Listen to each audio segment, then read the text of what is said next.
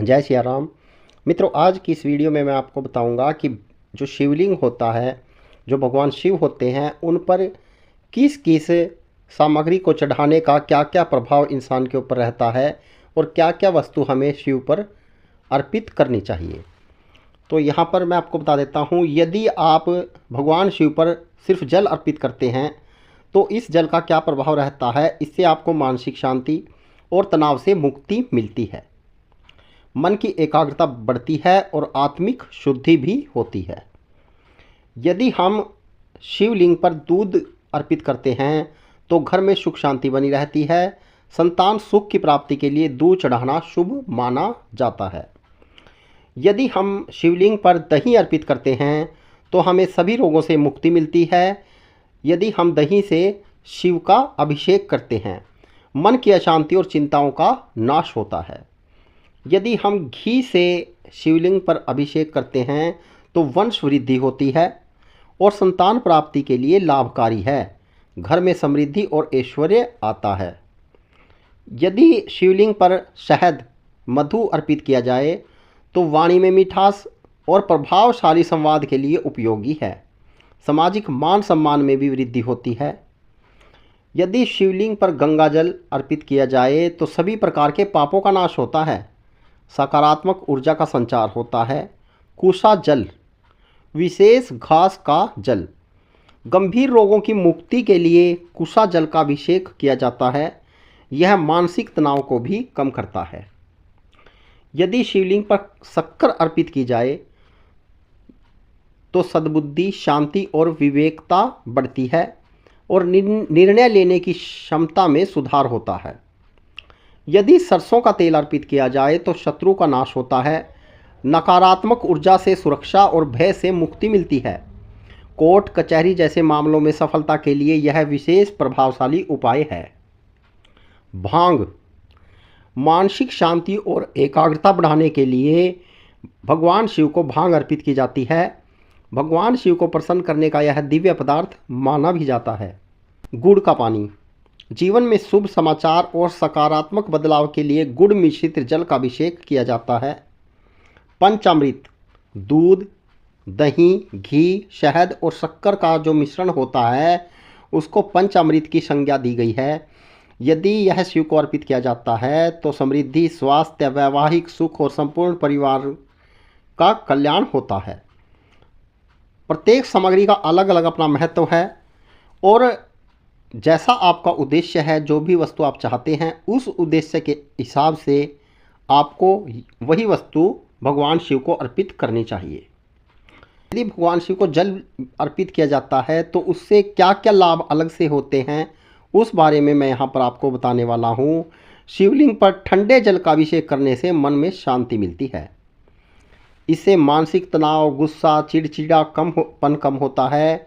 जल का प्रवाह देखने से एकाग्रता और ध्यान शक्ति में वृद्धि होती है। शिवलिंग पर जल चढ़ाने से घर परिवार में नकारात्मक ऊर्जा दूर हो जाती है। यह अनिष्ट शक्तियों, बुरी नज़रों और मानसिक अशांति को भी समाप्त करता है। ग्रह दोषों के लिए ज्योतिष शास्त्र के अनुसार विशेष रूप से चंद्र ग्रह और राहु केतु के अशुभ प्रभावों को कम करने के लिए शिवलिंग पर जल चढ़ाना अत्यंत प्रभावशाली है।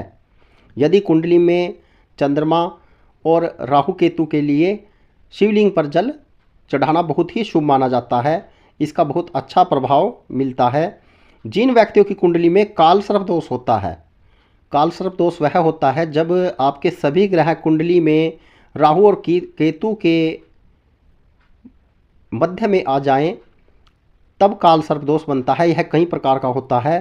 तो यदि कुंडली में काल सर्प दोष है या चंद्रमा कमज़ोर है तो उन्हें प्रतिदिन अच्छा फल लेने के लिए भगवान शिव को जल अर्पित करना चाहिए। स्वास्थ्य लाभ के लिए शिवलिंग पर शीतल जल अर्पित करने से हृदय, मस्तिष्क और त्वचा रोगों में भी लाभ मिलता है। पित्त दोष, अनिद्रा, सिरदर्द जैसी समस्याएं शिव पर विशेष लाभकारी माना जाता है। जल में शक्कर या शहद मिलाकर चढ़ाने से घर में धन संपत्ति का आगमन होता है। व्यापार में वृद्धि के लिए भी यह उपाय बहुत ही लाभकारी है। मनोकामनाओं की पूर्ति, श्रद्धा भाव से जल चढ़ाने से भगवान शिव प्रसन्न होते हैं और भक्त की सभी इच्छाएं पूरी करते हैं। विद्यार्थी, नौकरी पेशा लोग और व्यापारी इस उपाय से सफलता प्राप्त करते हैं। नियमित रूप से शिवलिंग पर जल अर्पण करने से दाम्पत्य जीवन सुखमय होता है, परिवार में परस्पर प्रेम और विश्वास बना रहता है। शिव पुराण के अनुसार जल चढ़ाने से व्यक्ति के पूर्व जन्मों के पाप नष्ट हो जाते हैं। यह आत्मिक शुद्धि का भी एक प्रमुख साधन है।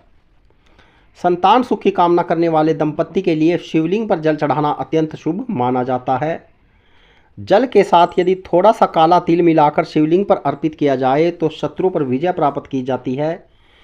इसे कानूनी मामलों में सफलता और सुरक्षा का वरदान मिलता है। जल चढ़ाने की सही विधि यह है कि स्वच्छ स्नान करें और साफ कपड़े पहनें। शिवलिंग के पास जाकर दाहिने हाथ से जल लें और ओम नमः शिवाय का उच्चारण करते हुए जल को अर्ध धीरे धीरे गिराते हुए रूप में शिवलिंग पर चढ़ाएं। जल अर्पण करने के साथ साथ ओम नमः शिवाय, ओम शम शंकराय नमः ओम या महामृत्युंजय मंत्र का जाप आप कर सकते हैं।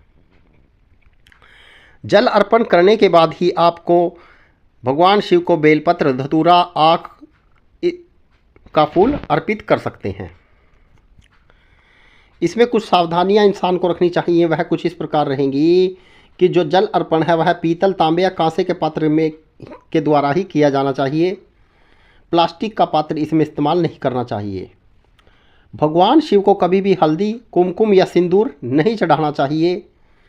जल अर्पण करते समय श्रद्धा और एकाग्रता बनाई रखनी चाहिए। नियमित रूप से शिवलिंग पर जल चढ़ाने से जीवन में सुख, शांति और समृद्धि का संचार होता है। तो मित्रों, यह मैंने आपको कुछ बातें ऐसी बताई हैं कि जिनसे प्रयोग करके आप अपने जीवन को सरल और सुखमय बना सकते हैं। भगवान भोलेनाथ सब पर कृपा करते हैं। मित्रों, वीडियो अच्छी लगे तो शेयर कीजिएगा। जय शिव शंकर।